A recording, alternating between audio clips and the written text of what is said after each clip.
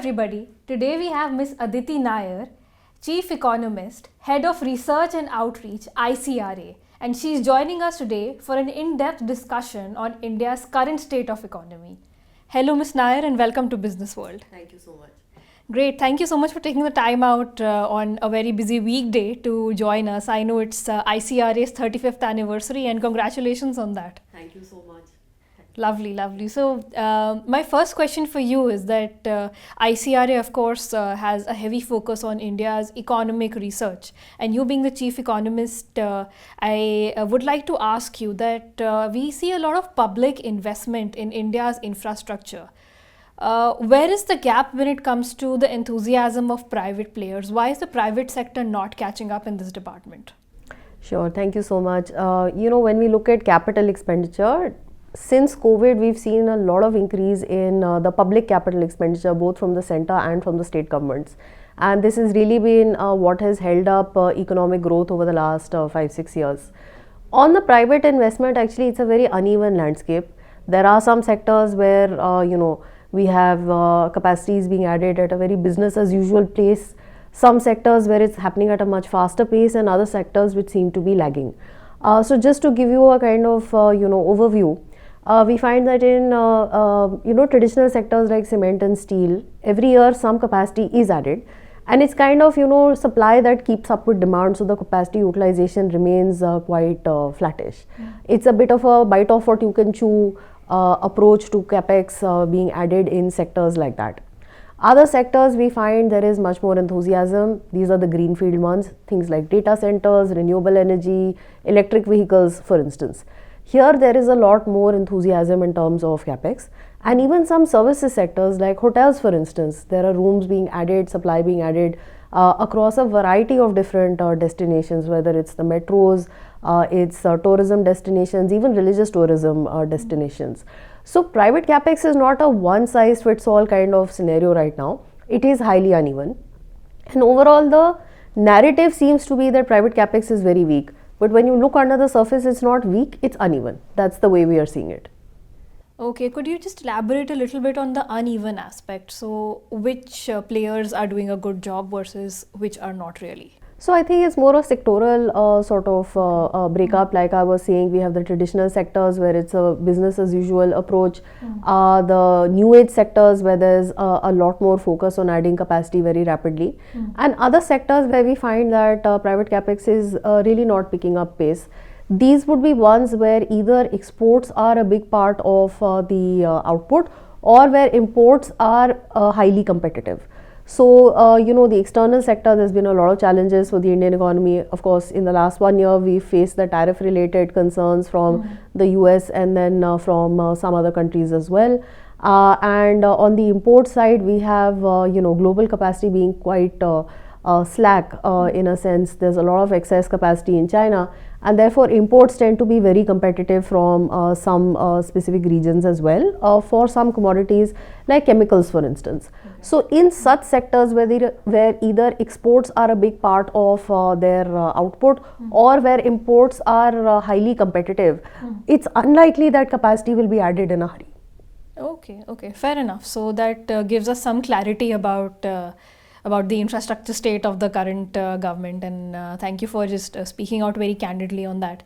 Another Achilles heel, I would say, for the Indian economy is creation of jobs. So my second question pertains to that. How can India generate more jobs without risking any fiscal stability? So I think, again, I'll probably give you a very long answer to this question. If we look at the job story, we have been adding a lot of jobs. The official data says that a lot of the jobs that have gotten added recently have also been in the agricultural sector. I think this is where what we would prefer would be to see jobs getting added in the manufacturing and the services sectors, and certainly in the organized part of the economy where people would have more formal employment and possibly better benefits. So I think it's a question of where jobs have been added and where they need to be added. Of course, we do find that there have been many waves of job creation which have happened in the Indian economy. And going ahead, certainly with the kind of demographic dividend that we have, with the number of people that need to be entering the workplace, and AI as well, it is a challenge that the Indian economy will have to navigate.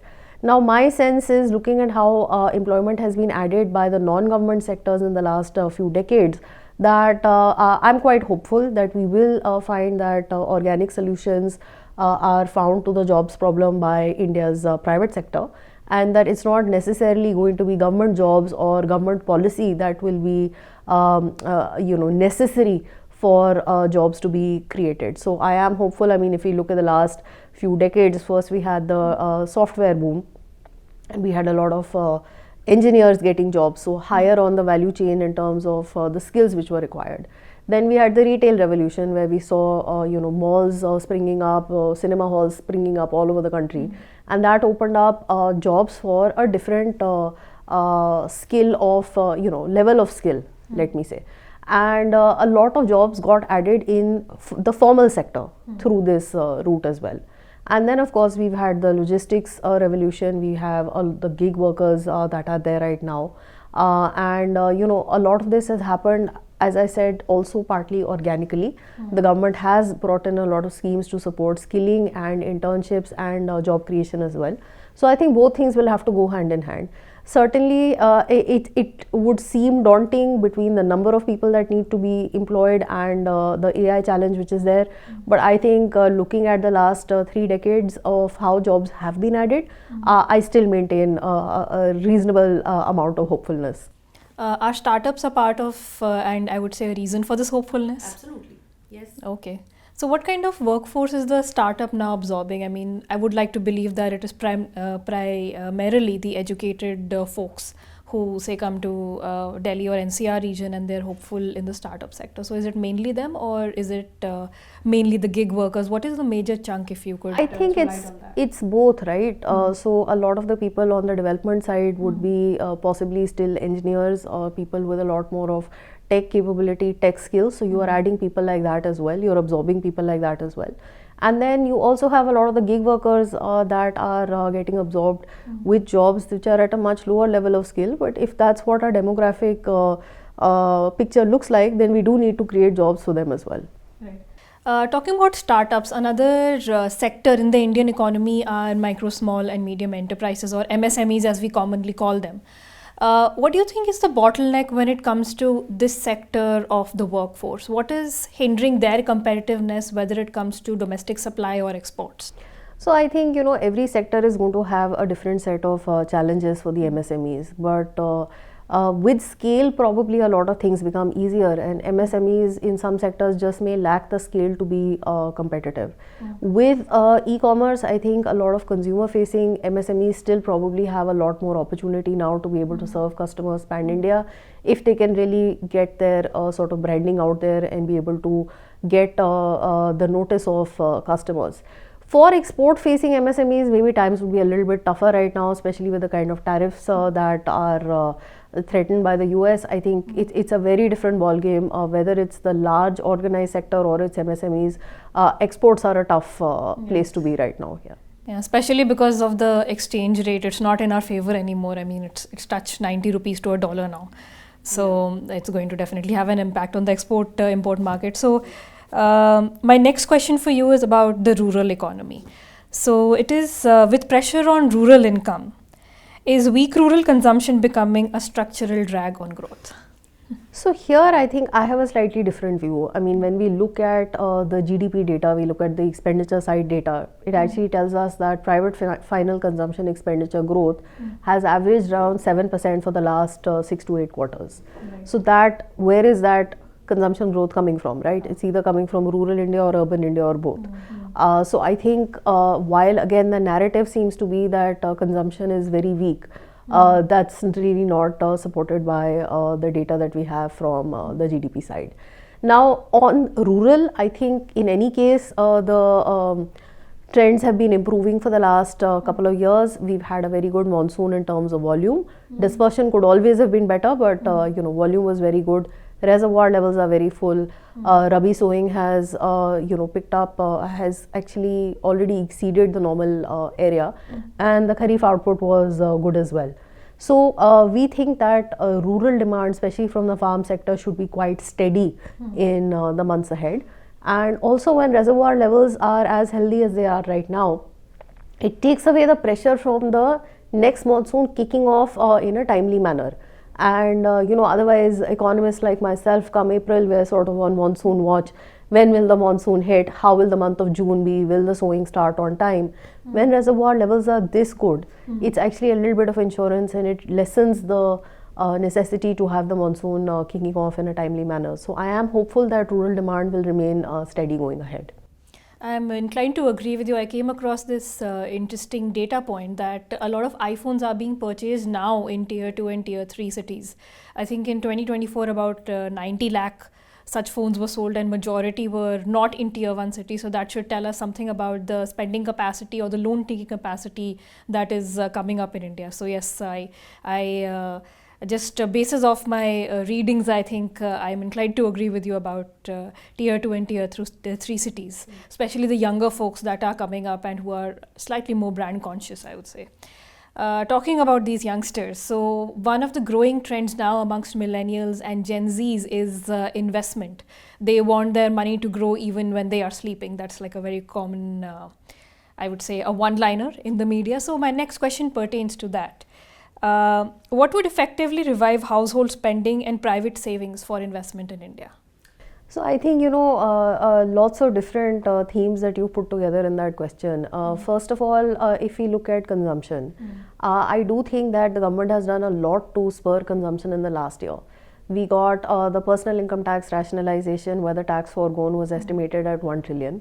And then we got the GST relief, which came in, as quite a positive surprise on the 15th of August. It was announced, and within 6 weeks it was actually implemented.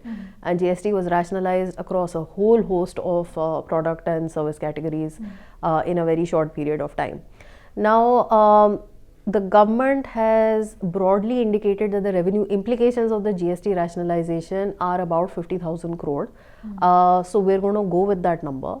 But actually, the GST compensation cess is now being, it's winding up, because the GST compensation loans are getting repaid in the next quarter or so. And that was 1.5 trillion of revenue that was effectively sequestered for repayment of these loans. Now that the cess is ending, the consumers are not going to have to pay this amount of money. So the actual tax that is getting saved by the consumers is more to the tune of 2 trillion. This is our understanding. We may be wrong, but this is our understanding. So on top of 1 trillion of personal income tax rationalization, we also have 2 trillion of tax savings on the GST side. So that's a lot of consumption stimulus for an economy like India's. That's a lot of tax that the government has effectively reduced for consumers. And we've seen that in the festive season there was quite a big jump in consumption. A broader trend that we would expect to sustain would be premiumization. People might decide to spend the same amount of money but get a higher category product with more features. I think there were some trends were visible along these lines in the festive sales as well, and that's something that we expect would sustain. Also, I think, when people are able to really understand what the new household budget looks like, the normal monthly budget, and they find that savings are there, possibly we'll find that even in consumer non-durables, either there is a trend of higher consumption or of premiumization.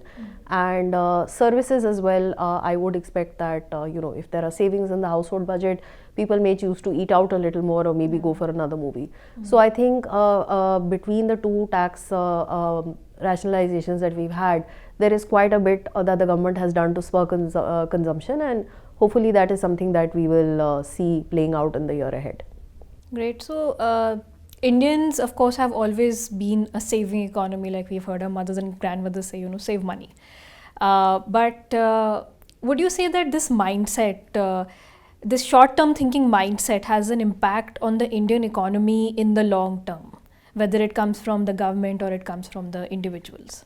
You mean a higher consumption? I mean, sometimes we tend to barter long-term stability for short-term growth.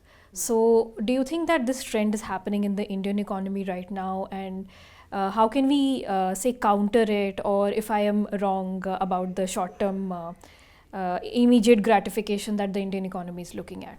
So I think it's a balance which is needed in any economy. You need to strike a balance, and certainly there's a lot of money that is getting saved as well. Like if you look at the SIP numbers every month, I mean clearly young urban Indians do seem to be saving as well. It's not just about consumption, and it is a trade-off. Do we save money for the future, or do we spend it today? And consumption growth is also something that is going to drive the here and now of our economy. And certainly when there is so much stress from the external side, from exports, consumption is what is likely to be the bedrock of growth over the medium term.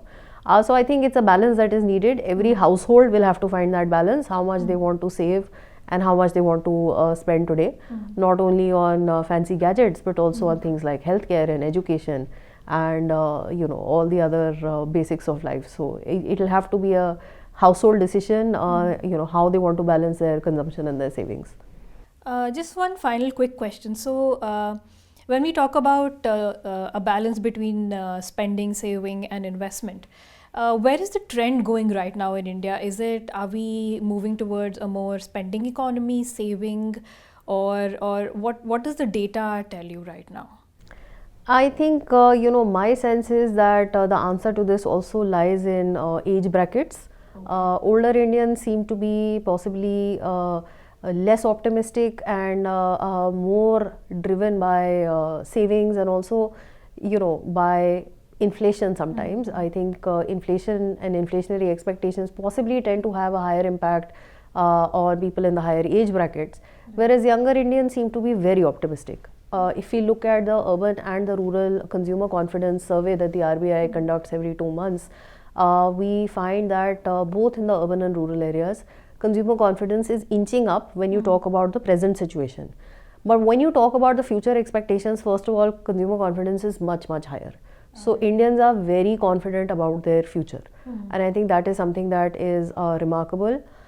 Secondly, my sense is that younger Indians are a lot more optimistic and possibly are spending more freely, whereas older Indians who maybe 1 or 2 incomes supporting aging parents as well as children who are growing up, there the demands of the basic education, healthcare, etc. probably take up a lot of the mental bandwidth as well, as well as the household budget. So maybe spending decisions don't come as freely when you have that many people being supported by 1 or 2 incomes.